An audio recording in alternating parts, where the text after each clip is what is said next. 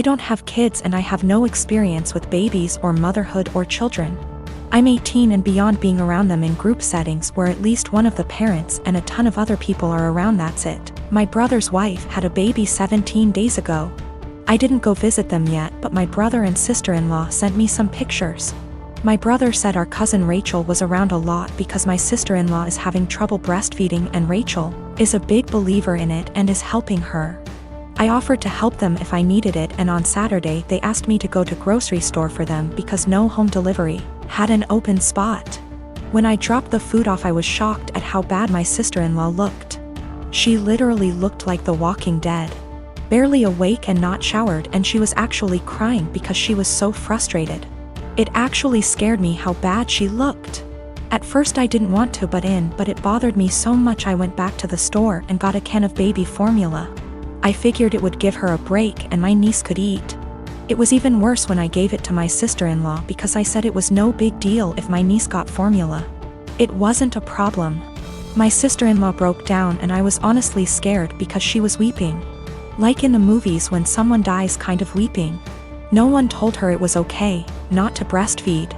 She felt so guilty because of Rachel butting in and no one telling her formula was okay. I actually ripped my brother a new one because he sat back while my sister-in-law suffered. There was no way he didn't see how bad she looked. No offense, but she looked terrible. I got my sister-in-law to shower after my niece ate and fell asleep, and I changed the sheets on the bed and told my sister-in-law to sleep while my niece slept, and I said I would get more baby formula. I thought I did the right thing because my sister-in-law actually stopped crying, showered and slept, and the next 3 days she looked better and didn't cry again. My niece gets full. My idiot brother smartened up and told Rachel to stay away, and everyone else, especially our parents and SIL's parents, to butt out. They take turns feeding so they both can sleep. My parents and Rachel are furious at me. SIL's sister was in agreement with Rachel and left me an angry voicemail full of swearing. Rachel basically had sister-in-law holding the baby while topless 24/7, and my dumbass brother sat there and didn't help with the baby at all.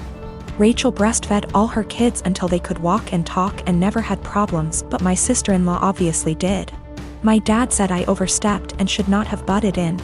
I was scared shitless after seeing sister-in-law on Saturday. Since I'm not a mother or baby expert, I have no idea what it is like with a newborn. I'm second-guessing now after feeling like I did the right thing because everyone is angry with me. My sister Anna is special need. She has severe autism, and while she is verbal, most of her communication is physical, like sign language, due to her social discomfort. She does speak around family though and has pretty bad cognitive skills. She can't comprehend boundaries and lives with our parents, so they can best watch her.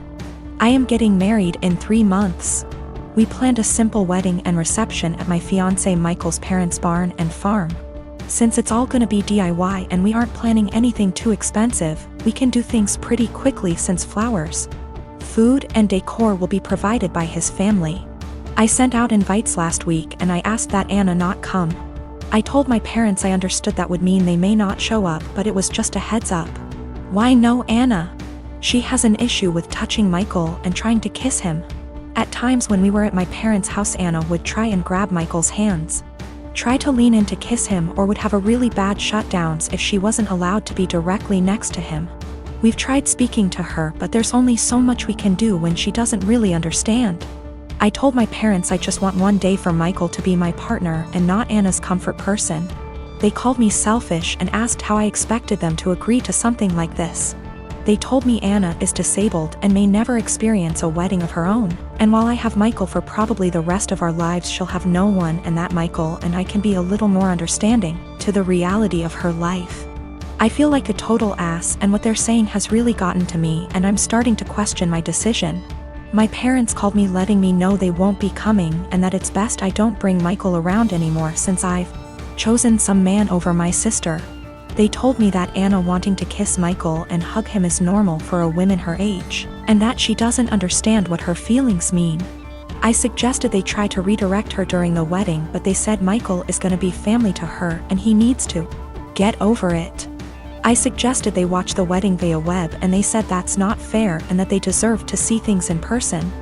I asked if I could pay for someone with proper credentials to watch her that day while they attention, and they asked what I would do when they died, and if I'd pawn her off every time. I dropped the unfortunate truth bomb that I don't want to put any more of my life aside for Anna anymore. I did it up until I turned 18. And that Anna is not my life's responsibility, and I won't be her keeper. I assured them I'd pay for her care, but if she's okay doing this to Michael, then I worry for if I ever do choose to have children and what she'd do to them. They said I was sick for suggesting she'd do anything to my future children and hung up on me. They sent a lengthy text telling me not to contact them until I could do the right thing. I am 33 years old. I had a serious drinking problem since a young age. My dad was an alcoholic, so booze never lacked in our house. It nearly killed me when I was only 27 and was in the for alcohol poisoning. It was too close a call, and after that things had to change. With my wife's support, I went to rehab, and proud to say I've been sober 51//2 YRS. My flatmate invited our friends over yesterday. It was 7 of us in total, including his friend, Mark. I've met Mark maybe 3 to 4 times over the last 2 years, and while we're friendly, I honestly don't know him that well. But you can tell he's a party guy. Likes to get loud, take shots, makes gross comments sometimes, etc. Mark brought several cases of beer and a bottle of tequila with him, so everyone was drinking and having a good time. Mark kept offering me drinks the entire night, which I'd politely decline. It's like he made it his personal mission to get me to drink by egging me on, saying every time he sees me I'm either drinking a soda//water and it's okay to let loose sometimes. He resorted to teasing me into drinking, calling me princess. I don't know what that had to do with not wanting to drink. All my friends there knew what I was like before, how bad my drinking was, so they kept trying to steer the conversation so he'd forget about me. But every now and then he'd hand me a shot glass or a beer and would not let it go even after telling him yet again that I didn't want to drink. My wife became uncomfortable with his behavior. I think she was worried I'd actually drink. She grabbed the shot glass from me, dumped it in the sink, and told him to stop it already. He looked between us and grinned like he understood now. Mark joked that maybe we should get my wife drunk first, then that'll get her to loosen up the leash she has on me. I'll admit, that made me see red. I got in his face and told him, actually I don't drink because last time I did I almost King died, so unless you want me puking everywhere and having seizures, you should shut up and leave my wife out of this. Wiped the smile off him real quick and he apologized. The rest of night went on and he finally left me alone. Our flatmate did confront me in the morning because he thinks I was too honest with Mark, and it wasn't his fault, he didn't know.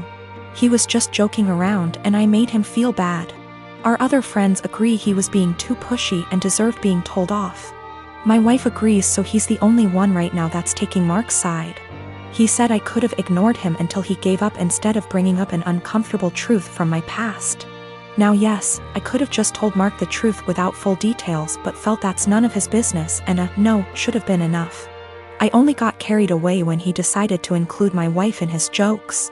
So yes, I am wondering if I was a bit of an a-hole for what I told him instead of keeping the peace.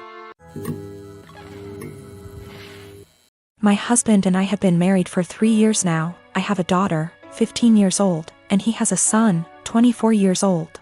I am friendly with my stepson, but we aren't close. He has a biological mother who is a perfectly fine woman. I'm not here to take the role of his mom. My late husband, my daughter's father, died when my daughter was 6. We both contributed to her college fund. My daughter's paternal grandparents have also contributed a large amount.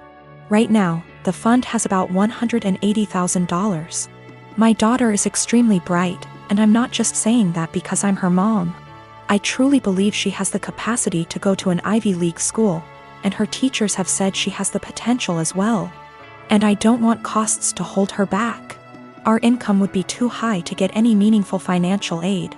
And while there are a few merit-based scholarships out there that she will be applying to, we don't want to put all our eggs in one basket and hope she gets it when it's so competitive. My current husband and I have separate finances. He doesn't contribute at all to my daughter's fund. My stepson is struggling with a heroin addiction and has stolen money, jewelry, heirlooms, and electronics from us for drug money. I understand that addiction is a disease, and I personally paid for an outpatient detox for him, which cost $1,000, which failed. His father then paid for an outpatient rehab program, which cost $6,500, which also didn't work because he barely showed up. He promised us he'd do better next time and he needed another chance. So I split the cost of another $6,500 outpatient rehab program with my husband, which seemed to work during program, but he relapsed as soon as he got out of it. I have spent so much money, time, and energy and it hasn't helped at all. My husband and my stepson want to try a 60-day inpatient rehab program, which will cost $30,000. I had absolutely no idea where they were supposed to get the money for that, considering the thousands and thousands of dollars that were already spent, and the fact that we no longer had anything of value in our house. They want to use my daughter's college fund, which to me is absolutely off limits. I feel like it's completely unfair to my daughter to punish her for my stepson's addiction, unfair to my late husband and his parents, but frankly, I don't think spending $30,000 will work. My husband thinks I'm an asshole because I'm prioritizing my daughter's education over his son's life, and he believes medical needs come first. He then asked my daughter if she'd be willing to use $30,000 from her fund to pay for her stepbrother's rehab, and she got very quiet and did not answer. He then got very upset with her and said she was being selfish. My daughter later told me that she didn't want to give her stepbrother the money, but she felt so guilty. And I am furious at my husband for emotionally guilt-tripping my daughter like that.